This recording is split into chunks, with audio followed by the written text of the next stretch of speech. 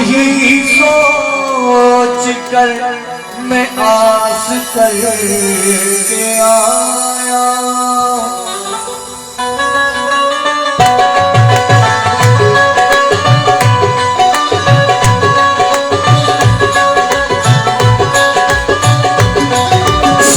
अरे द्वार पालो कन्हैया से कह दो, अरे द्वार पालो कन्हैया से कह दो, इधर पे सुदामा गरीब आया है, इधर पे सुदामा गरीब आया।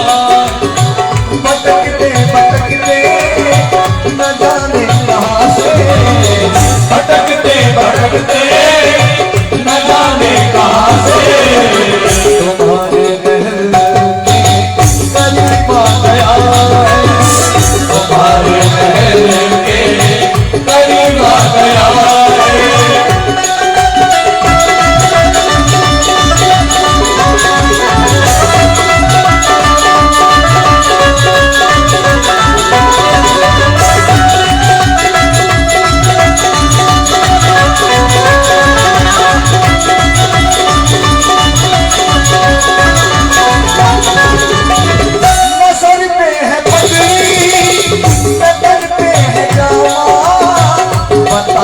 कन्हैया को नाम है सुदामा, बता दो कन्हैया को नाम है सुदामा।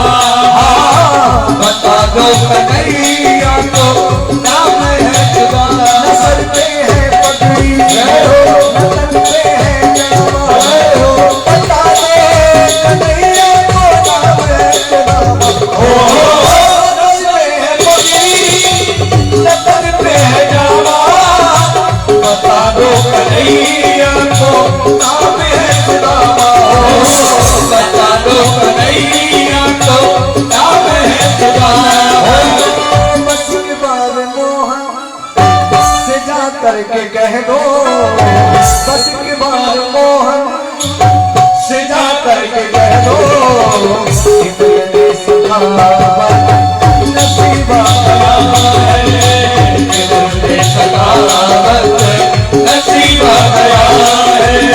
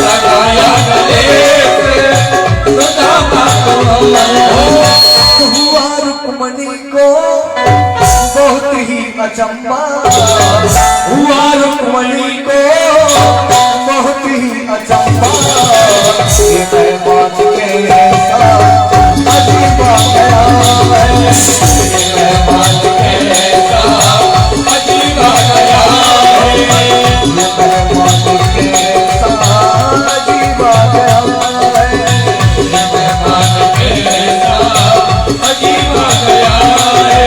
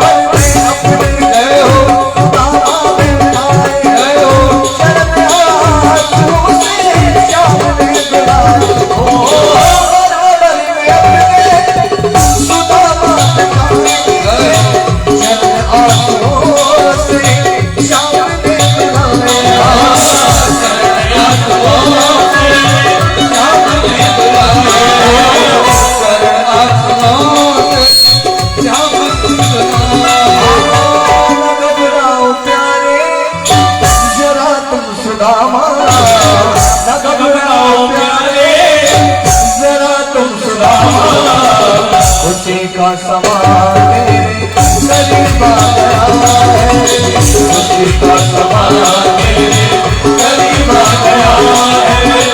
अरे लाल मालो हेलो कन्हैया कह दो, अरे लाल मालो कन्हैया कह दो, इधर कृष्णा करीब आ गया है, इधर कृष्णा करीब आ गया है, इधर कृष्णा करीब आ गया है।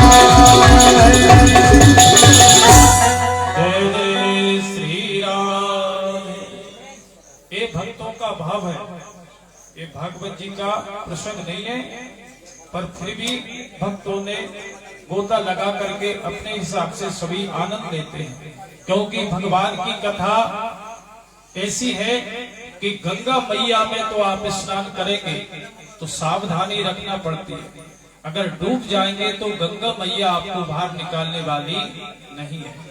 और ये है गोविंद की गंगा जो मुखारबिंद से बहती है, जिसको बोलते हैं भागवत की ज्ञान गंगा यज्ञ।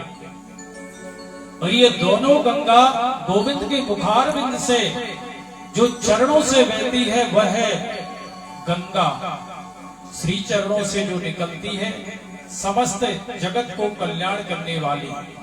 पर उसमें आपको जाना पड़ेगा, पैसा भी खर्चा होगा, पर भगवान की दिव्य गंगा देखिए, छोटे छोटे गांव से लगा करके जंगलों तक भगवान की कथा चल रही है।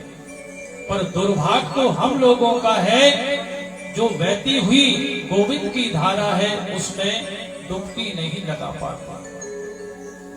मनुष्य का शरीर बड़ा श्रेष्ठ शरीर होता है, उत्तम, वो भी हिंदू समाज में जन्म लेना, और वो भी भारत भूमि पर। अगर यही शरीर अगर इन्हीं भोग विलास और गोरख धंधे में अपने व्यतीत कर दिया, कभी परमात्मा से प्रेम नहीं हुआ, तो फिर आपको मनुष्य का शरीर मिला या नहीं मिला, ये भगवान के हाथ में है। अपने इतने अच्छे कर्म नहीं होते कि मनुष्य का शरीर मिले। भगवान ही जब जीव आत्मा से प्रसन्न हो जाता है, तो परमात्मा मनुष्य रूपी नौका में हमें बिठा देता है, कहते अच्छे कर्म करो, इस नौका से तुम मेरे दरवाजे तक आ सकते हो। इसी वजह से मनुष्य का शरीर बड़े भाग मानस तन पावा, सुर दुर्लभ सब ग्रंथनी गावा।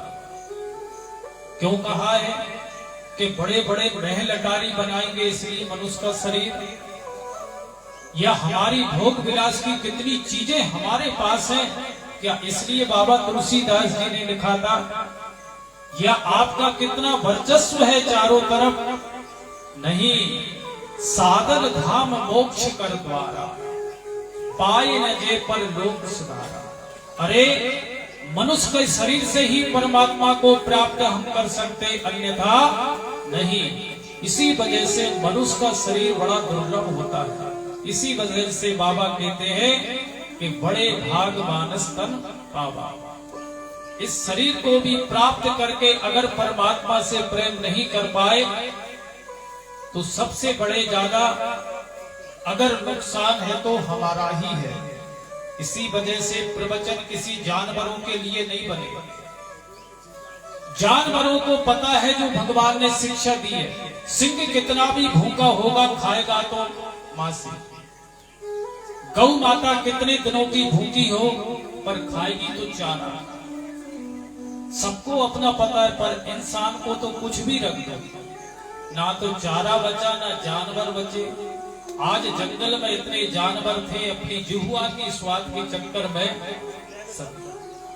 अब ये बताइए कि जब जानवरों का भक्षण करेंगे तो ऐसा ना करे भगवान, फिर कभी हमें भी बदला लेने के लिए वो जानवर बनना पड़े।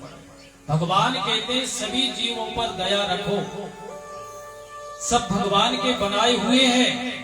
अनायास किसी व्यक्ति को कष्ट पहुंचाना ये सबसे बड़ा संसार में पाप है। जय जय श्री राधे। अभी सभी भक्तों के द्वारा और हमारा बड़ा सौभाग्य है, हमारे पिता तुल्य और मेरे पिताजी के मित्र ब्राह्मण देवता मुझे नगत्रा से आशीर्वाद देने के लिए आए। मैं व्यास गादी से उन्हें प्रणाम करता हूँ। इसी प्रकार आप सभी ब्राह्मण देवताओं का आशीर्वाद मुझे प्राप्त होता रहे। आप सभी ताली बजा करके ब्राह्मण देवता का स्वागत करें। जय जय श्री राधे। तो मनुष्य का शरीर है भगवान की प्राप्ति के लिए। भोग विलास हर चीज में है। जानवर हमसे ज्यादा भोजन करता है और हमसे ज्यादा उनके बच्चे भी हैं। मनुष्य शरीर प्राप्त करके भी परमात्मा को आपने प्राप्त नहीं करा, तो फिर आपको दोबारा मनुष्य शरीर प्राप्त होने वाला नहीं है।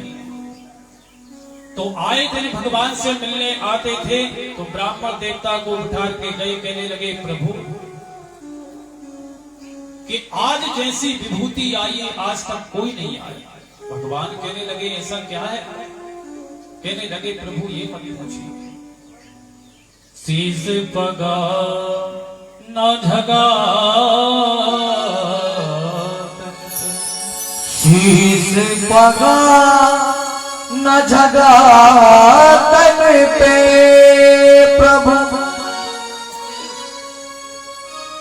गया चक्र को बसुरा रामा, धोती फटी सिकटी दुपटी, बतावत आपनो नाम सुदामा। देखिए कितना अच्छा सुंदर शब्द है कि हमारी पहचान होती थी कि कौन कहां से आया है।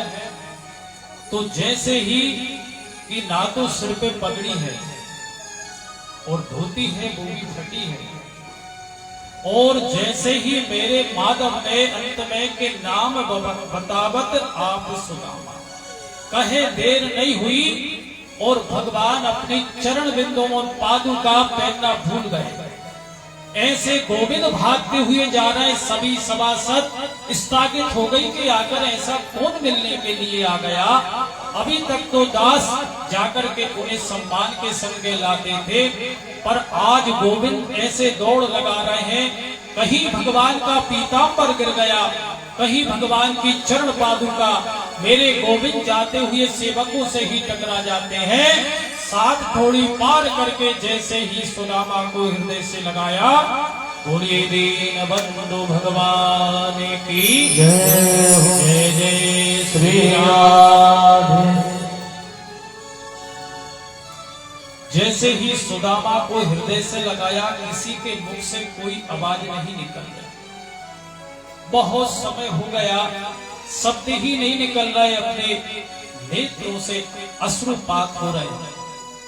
कई वर्षों के बाद जो परम प्रिय मित्र, आजकल मित्र नहीं आजकल होते हैं दोस्त, जो मात्र आपके अच्छे समय के लिए ही देते हैं। मित्र वह होता है जब सभी लोग हाथ खींच लेते हैं तो वो आकर के साथ देता कि आज मेरा मित्र कष्ट में है। दोनों मित्र जो बचपन के थे आज इतनी सालों के बाद मिल रहे हैं, एक दूसरे के मुखारविंद से कोई काफी देर हो गई, तो दोनों के हृदय में एक भाव उठा। क्या उठा? कि गोविंद समझ रहे कि मेरे हृदय से ब्राह्मण देवता को कष्ट न हो जाए, दुर्बल शरीर है, ये भगवान के हृदय सोच रहा है। और सुदामा जी का हृदय का सोच रहा, मेरे कन्हैया के कितने कोमल अंग हैं और मेरे पूरी शरीर में हड्डी निकल रही है, कहीं मेरे लगाने से मेरे कन्हैया को कहीं कष्ट न हो जाए। तो दोनों ने अपनी भुजा पास निकाला। जैसे ही माधव ले जाने लगे तो जो सभा में बैठे थे वो देख रहे थे कि ऐसा कौन व्यक्ति आने वाला है, आज तक हमने गोविंद को इस तरह से अगवानी करते नहीं देखा। भगवान के सेवक थे, वो द्वारकाधीश है। एक छोटा मोटा कोई पद मिल जाए तो हम उस पद की कैसे इस्तेमाल करते हैं अपन सभी जानते हैं, पर जो साक्षात नारायण द्वारका का राजा द्वारकाधीश तो सभी सोच रहे थे, पर ये किसी ने नहीं सोचा था कि ऐसी विभूति आने वाली है। सभी आश्चर्यचकित रह गए। ये तो सब समझ रहे थे कोई दिव्य आदमी आने वाला है, पर ये नहीं सोचा था कोई ऐसी विभूति आन करके भगवान ने, जिसे द्वारकाधीश की जो आचरण की सर्वोच्च पद, वहां पर ब्राह्मण देवता को बिठाया। जहां भगवान की श्री चरण रखाते थे, उस चरण पे द्वारकाधीश बैठ गए। जैसे ही आहो भगत करा, और किसी दास दासियों को भगवान ने आदेश नहीं करा, साक्षात लक्ष्मी स्वरूपा रुक्मणी जी को कहा कि देवी जी जल भर के लाओ, आज हमारा अहोभाग्य है जो ऐसे ब्राह्मण देवता अपने घर में आए। यही हम लोगों को शिक्षा दी जाती है भगवान ने कि कभी भी गहु ब्राह्मण साधु संत हमारे घर में आए, भले ही आपका वैभव अच्छा है, नौकर चाकर है, हम कोशिश ये करें कि अपने स्वयं के हाथ से जल ला करके उन्हें अपन दे। तो वही भगवान ने इतने दास दासी थे, किसी को नहीं। और जैसे ही रुक्मणी तो जल लेने के लिए अंदर गई, तो मेरे माधव नीचे बैठ गए और सुदामा जी को उच्च सिंहासन पर बिठा करके सुदामा जी के पैर उठा करके अपने पीतांबर से इस प्रकार से धूल झड़ाया। जैसे ही धूल झड़ाते झड़ाते मेरे गोविंद का हाथ सुदामा जी के पैर के नीचे पहुंचा, अनगिनत कांटे लगे हुए, उनका पता भी नहीं है, कई कांटे तो लग के उसी में टूट गए, कुछ कांटे निकल गए तो उसमें फपोले टापके हो गए, और चलते चलते उन फपोलों में हल्का सा रेसा जो जमीन के रहते हैं वो चले गए। ऐसे रक्त रंजित सुदामा जी के पैर देख करके मेरे गोविंद के दोनों ही नेत्र से मानो गंगा यमुना सरस्वती साक्षात प्रकट हो गई। रुक्मणी को लाने के लिए जल में बहुत समय लगा, पर रुक्मणी जल लाती इसके पहले ही मेरे माधव ने अपने नेत्रों से, चरण आंसुओं से प्रभु ने धुलाया। ये बताइए, इतना दयालु भगवान कहीं हो सकता है? पर आपको सुदामा जी की तरह बनना पड़ेगा। सुदामा जी वही है जिसका दाम अच्छा होता है, उसी को बोलते हैं सुदामा। अब हमारा दाम कैसा है वो आप अपने आप में विचार कर सकते हैं। अगर आप सुदामा बनेंगे तो भगवान अपनी उच्च सिंहासन भी छोड़ करके नीचे बैठ जाता है। ये है भगवान। बोलिए दीन बंधु भगवान की जय जय जय श्री राम। और जैसे ही माधव ने रक्त रंजित पैर देखे बहुत कष्ट हुआ, पर करा क्या जाए, सुदामा जी कुछ बोल नहीं रहे, क्योंकि इतने बड़े वैभवशाली में कोई व्यक्ति पहुंच जाए तो उसकी हिम्मत नहीं पड़ती मैं क्या बोलूं।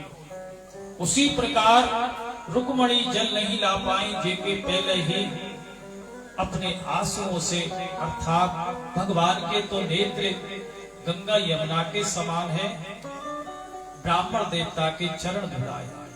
आज हम ब्राह्मण देवताओं से पूछते हैं, पंडित जी कुंडली में बताइए क्या है? अरे सबसे बड़ी कुंडली तो ब्राह्मण देवताओं के चरण है, गौ माता की धूल है, गौ माता का गौ और मूत्र है। आज भी हम लाखों करोड़ों का विवाह करते हैं, फिर भी गणेश जी किसके बनते हैं? गौ माता का। अरे जीते जी तो आपको गौ माता पालती है, मरने के बाद भी बैतरणी नदी से पार करने वाली ही गौ माता है। पर आज क्या दुर्दशा है, गौ माता बूढ़े माँ बाप और ब्राह्मण देवता की बात किसी से छुपी नहीं है। इसी वजह से आज हम संपन्न तो बहुत हो गए, बहुत पैसा है, किसी के पास कोई कमी नहीं है, पर रही सुख शांति की बात, जिस प्रकार से हमारा जीवन पहले सुखी था, आज जितना कमा रहे उससे कई गुना हम डॉक्टरों को और मिला करके दे करके खाते हैं। इसी वजह से गौ माता और ब्राह्मण देवता चलते फिरते तीर्थ हैं। जिस घर में ब्राह्मण देवता का झूठन, जिस घर में ब्राह्मण देवता के पद धुलाए जाते हैं, जहाँ ब्राह्मण देवता साधु संतों का आगमन होता है, जिस घर में गौ माता रहती, ना तो आपको कभी शनि महाराज परेशान करेंगे, ज्यादा प्रभाव होता है दशाओं का, और ना आपको अन्य ग्रह परेशान करेंगे। अरे अधिकारी तब परेशान करेगा जब आज के हिसाब से आप नहीं चलोगे। जब आप अपना काम अच्छी तरह से करेंगे तो आपके ऊपर जो उच्च अधिकारी है, अगर वो आपसे प्रसन्न नहीं है तो दुखी भी नहीं हो सकता। उसी वजह से भगवान पहले ही कहते हैं कि सभी ग्रह शांति हो जाते हैं। कब? जब परमेश्वर का नाम अपन स्मरण करते हैं। तदेव लग्नम सुदिनम तदैवा ताराबलं चंद्रबलं तदैवा। अरे सबरे नक्षत्र, सबरी राशि, सबरे ग्रह अनुकूल हो जाते हैं। कब? जब उस लक्ष्मी नारायण का नाम हम लेते हैं। तदेव लग्नम सुदिनम तदैवा ताराबलम। जितनी भी आपको बल प्राप्ति करना है वो गोविंद के भजन से सब अनुकूल हो जाते हैं। जा पर कृपा राम की हुई और ता पर कृपा करें सब कोई। तो रुक्मणी से कहा, देवी आज हमारे अहोभाग है, इस जल से मेरे भवन को शुद्ध करो। अरे जिस गोविंद के नाम से ब्राह्मण देवता पहले ही बोलते ओम आ पवित्रा, जिस परमात्मा का नाम लेकर के हम पवित्र होते हैं, वह परमात्मा आज ब्राह्मण देवता को चरणों का जल लेकर के कहता है, देवी अपने भवनों को शुद्ध करिए। इससे बढ़ के दीन बंधु भगवान, सरल भगवान और हमें कहां मिल सकता है। अपने भवनों को सिंचन करा, और जब देखा कि सुदामा जी आए तब से कुछ बोल नहीं रहे, तो भगवान अंतापुर में ले गए।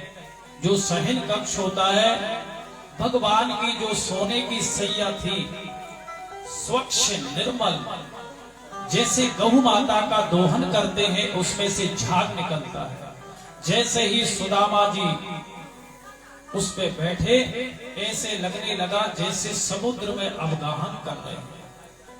बढ़िया सुंदर व्यंजन पवाया सुदामा जी को 6 प्रकार का, और सुदामा जी भगवान की जो विशेष सैया थी उसमें विश्राम कर रहे हैं, और मेरे गोविंद सुदामा जी के चरण दबा रहे हैं। लक्ष्मी जी को लगा रुक्मणी को कि जब पति देव सेवा कर रहे हैं तो हम पीछे क्यों रहे, तो लक्ष्मी पल्ला झाड़ रही है। अब आप खुद ही सोच करिए कि सुदामा जी से बढ़कर कोई हो सकता है क्या? साक्षात नारायण जिसके चरण दबाते हो, तो लक्ष्मी साक्षात पल्ला झालती हो। सुखदेव जी कहते हैं, राजन दर्शन करो इस झांकी का। कौन कहेगा कि सुदामा जी गरीब थे? अरे इनसे बढ़कर तो कोई संसार में धर्मात्मा पुण्यवान किसी प्रकार का नहीं है। और जैसे ही सेवा चल रही थी, भगवान समझ गए मेरा मित्र आया, जब से कुछ बोल ही नहीं रहा, तो बात प्रश्न निकाली। कहने लगे, मित्र तुम जब से आए हो कुछ बोल नहीं रहे, कहीं तुमने वही काम तो नहीं करा जो बाल काल में जब विद्यालय में कहते थे? क्योंकि हमेशा वैराग्य वाली बात करते थे। कहने लगे, नहीं भैया, मैंने विवाह हुआ है, और जैसा मेरा स्वभाव और वैसी ही मेरी पत्नी का, उसका नाम है सुशीला। जैसा उसका नाम है और वैसा ही उसका काम है। भगवान के आशीर्वाद से जीवन की गाड़ी चल रही है। गोविंद कहने लगे, चुपके ही विवाह कर लिया और हमें तक नहीं बताया। कहने लगे, लाला तो ही बुलावों का हंसी खेल है क्या? गोविंद कहने लगे, देखो ये बात नहीं है, पर कहा भैया तुम तुम्हारी भी तो बताओ, ये बातें भगवान क्यों कर रहे हैं ये समझिए। अरे बाल काल के मित्र अगर 60 वर्ष में भी मिलेंगे तो वो समय भूल करके उन्हें वो बारीक दिन याद आ जाएंगे जब वो बाल काल में इकट्ठे रहते थे। उसी प्रकार माधव वो बात कर रहे हैं, इनके चेहरे पे थोड़ा मुस्कान आ जाए, मेरा मित्र मुझसे बात करने लगे। तो द्वारकाधीश से पूछा, कहने लगे भैया हमारी विवाह के मत पूछो, अगर एक हो तो हम बता दें, हमारी तो कोई पता ही नहीं है। कहने लगे हमने एक विवाह कर लिया तो हमसे कह रहे हैं कि बुलाया नहीं और तुमने इतने विवाह। कहने लगे भैया बुलाएंगे तो तब जब तारीख पता होगा, हमारी कोई तारीख का ही पता नहीं है, गए और डायरेक्ट आन के लेकर के ही आए। ऐसे हास परिहास दोनों मित्र करने लगे। पर भगवान ने देखा कि मेरे मित्र की वो आदत अभी तक नहीं गई। एक हाथ में दवाई जो पोटली थी, भगवान हास परिहास करने लगे। कहने लगे भैया बहुत दिनों बाद याद आई, कभी याद आती कि नहीं आती? कहने लगे लाला कैसी बात करता है, तेरी याद नहीं आएगी क्या? पर साची साची कहूं तो मुझे तेरी भाभी ने ही भेजा। जैसे ही भाभी जी का नाम सुना मेरे माधव कहने लगे कि भाभी जी ने भेजा है तो मुझे कुछ भेजा होगा। कहने लगे लाला हमारे पास रखा ही क्या है जो हम तुझे दे दे? कहने लगे देखो मित्रता में ये बात शोभा नहीं देती, अगर कुछ लाए हो तो हमें दे दो और कुछ नहीं है तो कोई बात नहीं। कहने लगे लाला मैंने कह तो दी कुछ नहीं है। तो भगवान कहने लगे देखो भैया हम जब से ही देख रहे हैं तुम आए हो, जब से ये हाथ चमका हुआ है। कहने लगे भैया इतनी यात्रा करके आए तो हाथ पैर दर्द कर रहे हैं। माधव कहने लगे हम जब से पैर फालतू में ही दबा रहे थे, आओ तुम्हारा हाथ सही कर देते हैं। सुदामा जी कहने लगे लाला मैं तेरे हाथ जोड़ा, मेरे हाथ से हाथ बिल्कुल मत लगा। और भगवान ने स्वतः ही उस पोटली को छीन ली। क्यों? भगवान ने बहुत समझाया कि सुदामा जी वो दिन भी याद करो, कब? जब हम विद्यालय में पढ़ते थे। भगवान बता रहे हैं कि मैं किसी पदार्थ का भूखा नहीं हूं मित्र, वो दिन भी याद करो। याद आ गई कि वो भी क्या समय था। और जैसे ही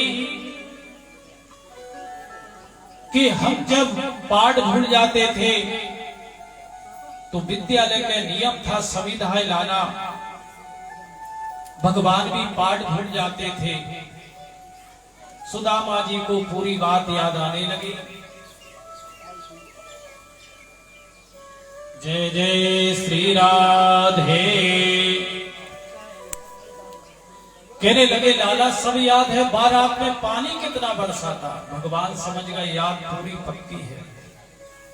अब भगवान आगे बढ़े, कहने लगे भैया बारात में दांत कितने कटकट आ रहे थे।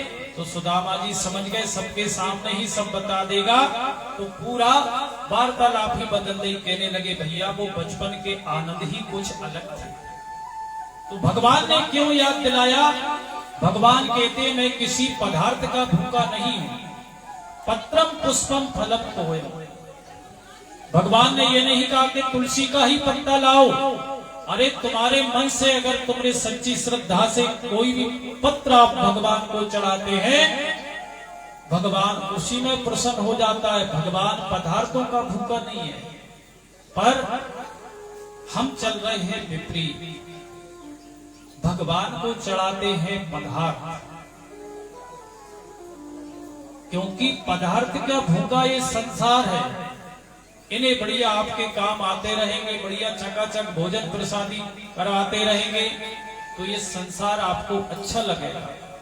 और जिस दिन आप इनके काम में नहीं आए तभी वह व्यक्ति बुरा हो जाता है। इसी वजह से भगवान कहते हैं कि मित्र कि मेरी एक शर्त है कि जो भी भक्त मुझे श्रद्धा से कुछ भी ले आए, अगर एक व्यक्ति सच्चे मन से तुलसी पत्र भी चढ़ाता है तो भगवान उसमें ही प्रसन्न होते हैं। भगवान ये देखता है कि पदार्थ क्या है ये मायने नहीं है, पर आप कौन सा पदार्थ किस भाव से चढ़ा रहे हैं। भगवान भोलेनाथ भी कहते हैं कि त्रिदलम त्रिगुणाकारम त्रिनेत्रम च त्रिधायुधम त्रिजन्म पाप संहारम बेलपत्रम शिवार्पणम, कि तुम सच्चे मन से एक लोटा जल और बेलपत्र मुझको अर्पण करोगे तो मैं तुम्हारे 3 जन्मों का पापों का हरण करता हूं। उसी प्रकार गोविंद कहते हैं कि मात्र एक तुलसी पत्र पर श्रद्धा होना चाहिए, भाव होना चाहिए। कितना भी आप चढ़ाएंगे जब तक भगवान के प्रति भाव नहीं है, क्योंकि प्रेम ते प्रकट होए में जा, क्योंकि दूध के अंदर ही घी है, पर दूध में आप घी ढूंढोगे तो घी कभी मिलने वाला नहीं है, पर ये पता है कि है उसके अंदर घी।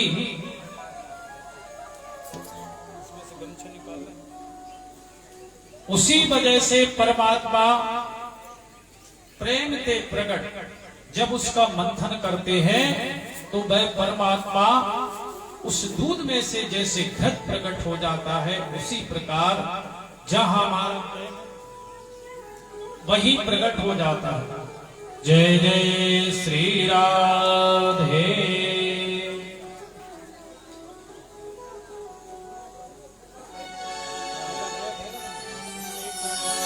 जितना राधा रोई रोई खाना के लिए, कन्हैया उतना रोया रोया है सुदामा के लिए। कन्हैया उतना रोया रोया है सुदामा के लिए। जितना राधा रोई रोई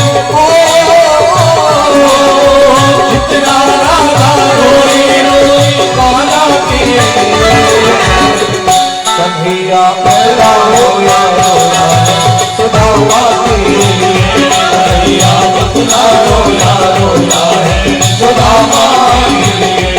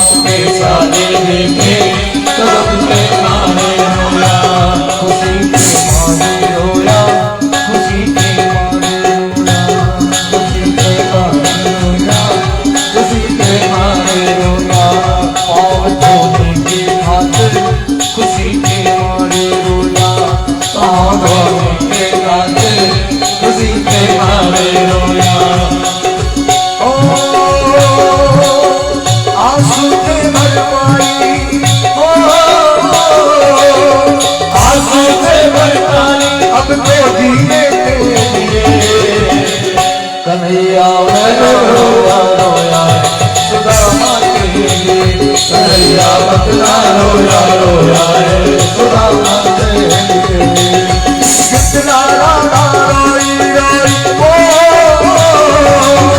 कितना राधा रोई रोई बाला के लिए कन्हैया रोया रोया सुदामा के लिए कन्हैया कितना रोया रोया है सुदामा के लिए कन्हैया कितना रोया रोया सुदामा के लिए कन्हैया कितना रोया रोया सुदामा के लिए कन्हैया कितना रोया रोया सुदामा के लिए।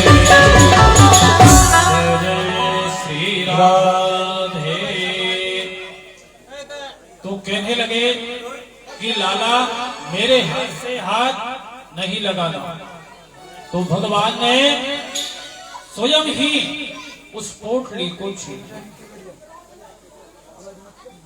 और जैसे ही भगवान ने एक मुट्ठी चावल लिए और पान करा, भगवान इतने तृप्त हो गए और जैसे ही चावलों को पान करा तो भगवान जब देते हैं तो फिर कसर नहीं देते। एक ही मुट्ठी चावल खाए, भगवान ने दो नहीं खाए, मात्र एक मुट्ठी चावल ही खाए। जैसे ही दूसरी मुट्ठी खाने के लिए माधव तैयार हुए तो रुक्मणी ने हाथ पकड़ लिया। रुक्मणी जी ने हाथ क्यों पकड़ा वो तो साक्षात लक्ष्मी जाने और नारायण जाने, पर भक्तों ने बहुत सुंदर भाव प्रकट करे। या तो लक्ष्मी मैया ने रुक्मणी जी ने इसलिए हाथ पकड़ा कि प्रसाद है, इसे बांटकर खाना चाहिए, आप अकेले ही खा रहे हैं। या रुक्मणी जी ने इसलिए हाथ पकड़ा कि पत्नी का कर्तव्य है पति की स्वस्थ कामना के लिए कि महाराज ये कच्चे चावल है, ज्यादा खा लोगे तो पेट में गड़बड़ हो जाएगा। या इसलिए पकड़े कि सब कुछ लुटा करके के हम सुदामा बनेंगे क्या फिर। पर ये तो माधव जाने, रुक्मणी जाने, पर भगवान ने जैसे ही पान करा तो भगवान की जब कृपा होती है उसी प्रकार कृपा होती है जैसे हम सोते रहते हैं और जल वृष्टि होकर के चली जाती है। प्रभु की कृपा तो निरंतर हर व्यक्ति के ऊपर है, पर उसको हमें समझने की आवश्यकता है। देखिए इतनी गरीबी होने के बाद भी सुदामा जी ज्यादा नहीं रुके, मात्र कहने लगे मित्र अब मुझे घर चलना पड़ेगा। कहने लगे मित्र जाते समय सबको आशीर्वाद दे के जाओ। तो सुदामा जी जैसे ही आती है सुदामा जी को प्रणाम करने लगी। तो पुत्रवान भवा दीर्घायु पति प्रिय दुनिया भर के शब्द। और जब देखा कि लाला और कितनी बची, कहने लगे अभी तो आधी संख्या नहीं हुई, 16,108। कहने लगे लाला मेरा तो हाथ ही दुखने लगा, तू सबका स्वामी, मैं तुझे ही आशीर्वाद दे देता हूं और तू सबको आशीर्वाद दे दे। जाते जाते कहने लगे भैया तेरी भाभी ने ही भेजा था। और जाते जाते छोटा सा समाचार बोला था कि जाकर के कहने लगे क्या भेजा है, 1 मास 2 पाख में 2 एकादशी हो, तो प्रभु आपने नित्य प्रतिदिन मोह। ये समाचार कम अक्षरों में सुशीला ने भगवान के लिए भेजा था, जो सुदामा जी ने बता दिया। पर भगवान भी अपना उत्तर भेजते हैं, वह समझिए। होनी थी सो है कही अब ना होने पाए, और भाभी तेरे भवन में नित्य द्वादशी हो। कहने लगे अब 11 का काम ही नहीं है, द्वादशी क्या है? द्वादशी चकाचक भोजन मिलता है ना जब 11 का व्रत खुलता है, उसी प्रकार भगवान ने कह दिया जो समय था वो निकल गया, अब तुम्हारे भवन में हमेशा द्वादशी बनी रहेगी। पूरे दीन बंधु भगवान की। जैसे ही भगवान चलने लगे, ना तो सुदामा जी ने ऐसे हाथ फैलाया और ना भगवान ने कुछ दिया।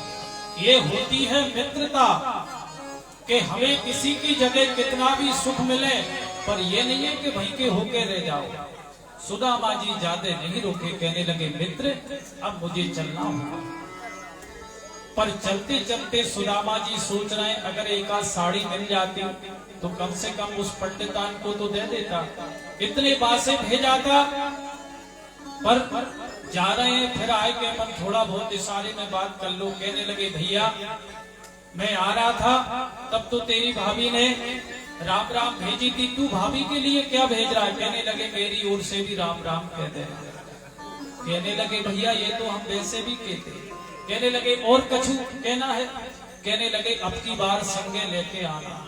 सुदामा जी समझ गए ये कुछ देने वाला नहीं है, और ना सुदामा जी के मन में कुछ। सुदामा जी चलते चलते क्या विचार करना है वो समझिए। जो कथा के सामने हाथ जोड़ करके प्रार्थना है, बातचीत नहीं करेंगे। जिनको बातचीत करना वो अपने घर जा करके करें। भगवान की कथा है, श्रवण करो, मन लगे तो सुनो, नहीं सुने तो कोई प्रतिबंध नहीं है, सब रास्ता खुलिए। भगवान की कथा में विक्षेप नहीं करना चाहिए। अंतिम दिवस की कथा है, आप सभी बढ़िया प्रेम से उसका पालन करो। आज विशेष कथा है, आज भगवान का विश्राम दिवस है। फिर आप अपने घरे सुखी और सभी अपने अपने घरे। थोड़ा सा और समय है, आप सभी बहुत ही धन्यवाद के पात्र हैं। हमारे यजमान परिवार ने ये सुंदर आयोजन रखा, मैं उन्हें पुनः धन्यवाद देता हूँ कि भगवान आपने नारायण की सेवा में आपने लक्ष्मी लगाई। ये बहुत ही सुंदर आपने दिव्य अनुष्ठान भगवान की भागवत की जो धारा आपने बह रही है, जिसमें सभी आसपास के ग्रामवासी माता बहने सभी लोग आचमन कर रहे हैं, स्नान कर रहे हैं। हम सबकी ओर से आप यजमान परिवार और जिन्होंने इसमें सहयोग करा, शरीर से प्रत्यक्ष अप्रत्यक्ष फूल दूबा तुलसी पत्र ब्राह्मण देवताओं की किसी प्रकार से सेवा करके जिसका जो भी हक है, हम राधा रानी से प्रार्थना करते हैं इन भक्तों के ऊपर आपका हमेशा वरद हाथ रखा रहे। जय जय श्री राधे। तो भगवान ने कुछ दिया नहीं और न सुदामा जी ने हाथ बढ़ाया। सुदामा जी चलते चलते कह रहे हैं कि मेरे मित्र ने बहुत अच्छा करा, कुछ नहीं दिया। क्यों? कि जो जन्म का दारिद्र होता है, अगर अचानक अधिक पैसा आ जाए तो बुद्धि विकृत हो जाती है।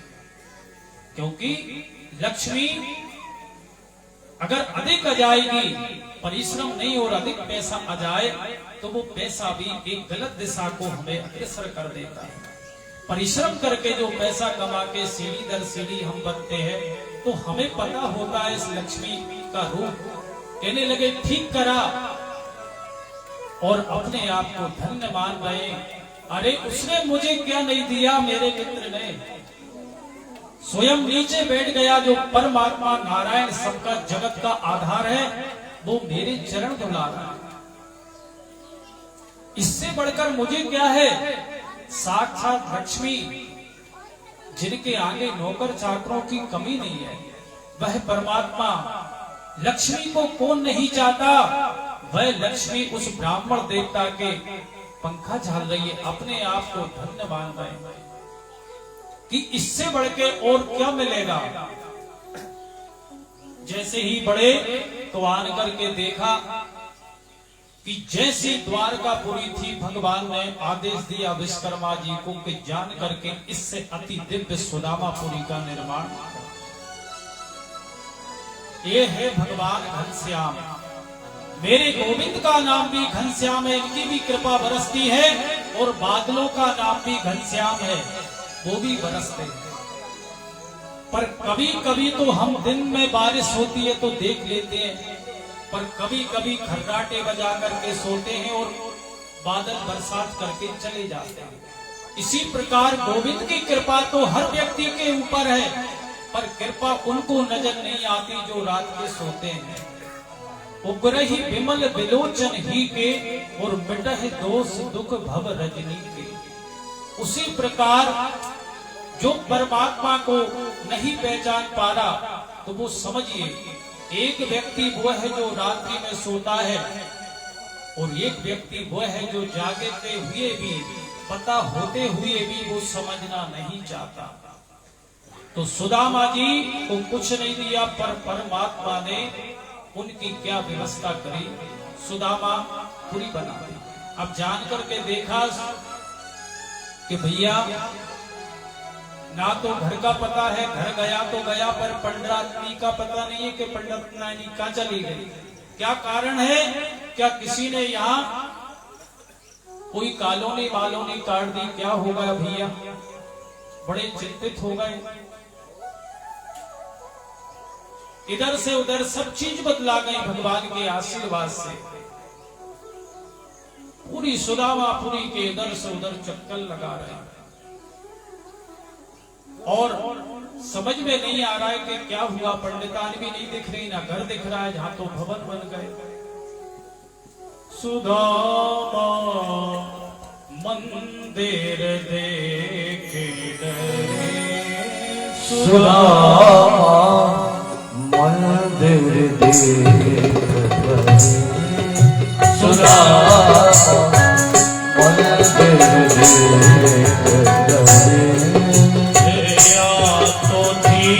मेरी टूटी झोपड़िया, तो थी मेरी टूटी झोपड़िया, कंचन महल खड़े। ओ याद थी मेरी टूटी झोपड़िया,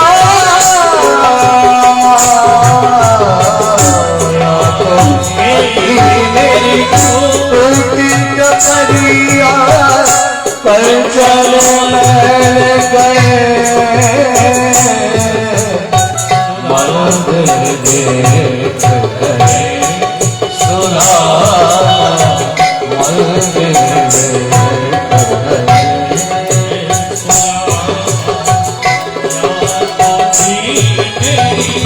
टूटी झोपड़िया कंचन महल, तो हसी मेरी टूटी झोपड़िया कंचन महल गए,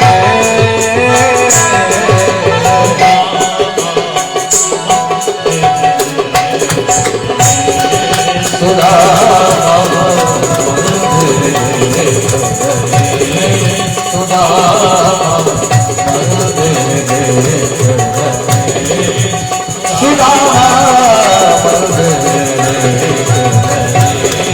सुदामा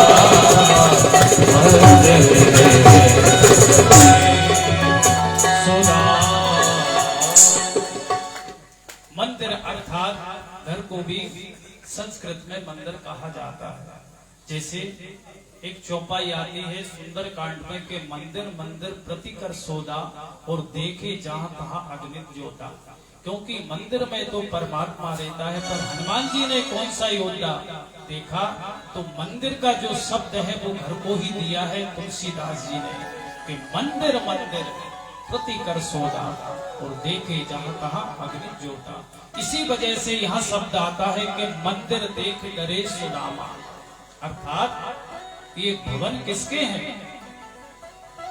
जैसे ही परिक्रमा कर रहे थे, दास दासियों ने देखा, सुशीला को बताया। सुशीला चमचमाती साड़ी, दमदमाती थाली, और इतना बढ़िया सुंदर श्रृंगार करा, और सोने की थाली में आरती सजा करके छम छम करती जब सुशीला आ रही है, तो सुदामा जी एक साइड हो गए, समझ रहे कोई रानी आ रही है, और एक साइड हो गई, वो आरती कर रहे, और सुदामा जी का मुख नीचे। कहने लगे कि अपने मित्र से ऐसे मिलने के लिए गए कि मुझे ही भूल गए। जब सुदामा जी ने अपनी पत्नी सुशीला की आवाज सुनी तो देखा, सुशीला तेरे दो दो चुड़ीला, ये चमचमाती साड़ी, ये ऊंची महल अटारी, ये कहां से आए? कहने लगी आपको नहीं पता, आपके मित्र ने कुछ नहीं बताया।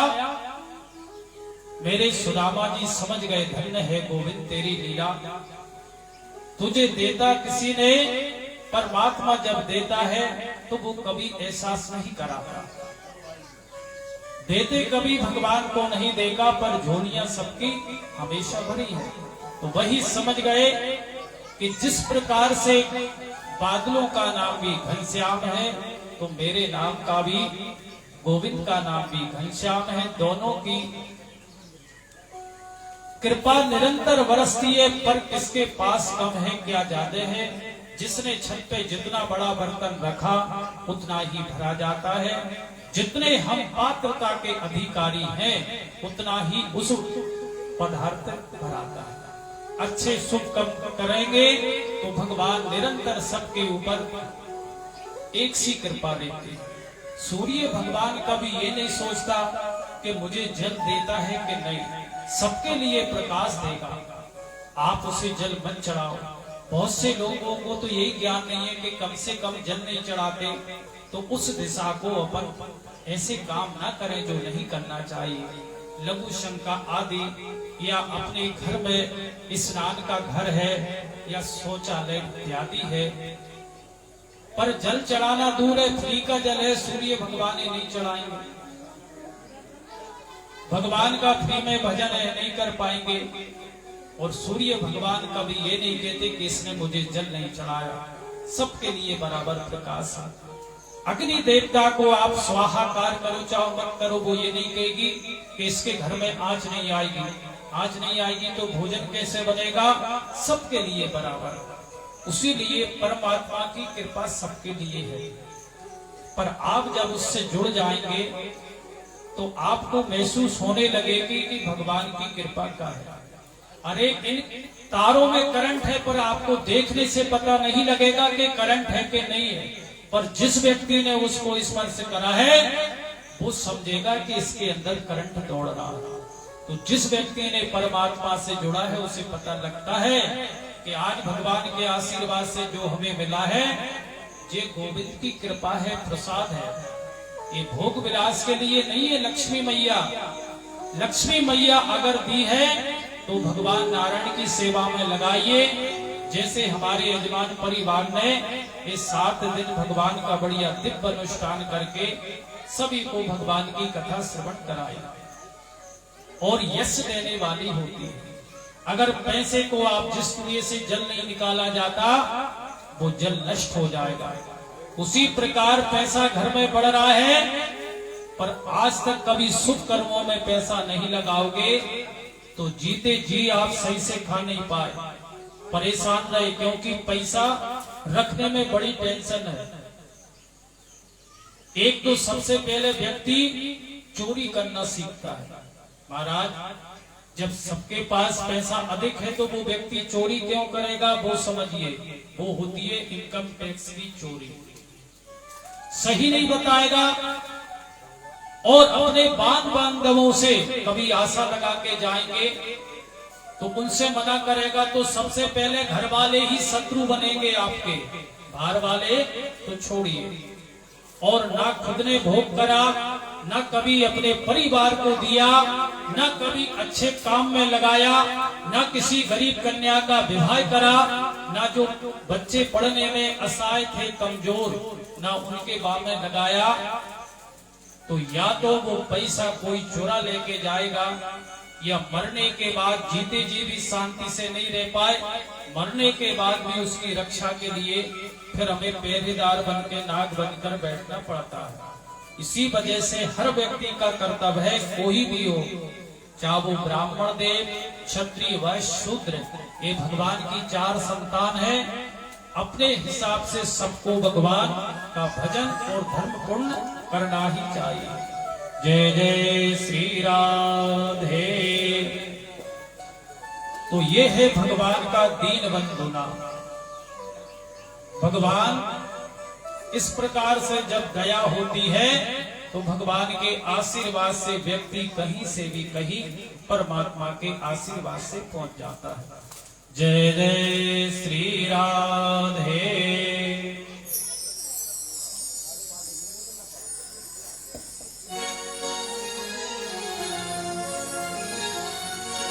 मुझ चरणों से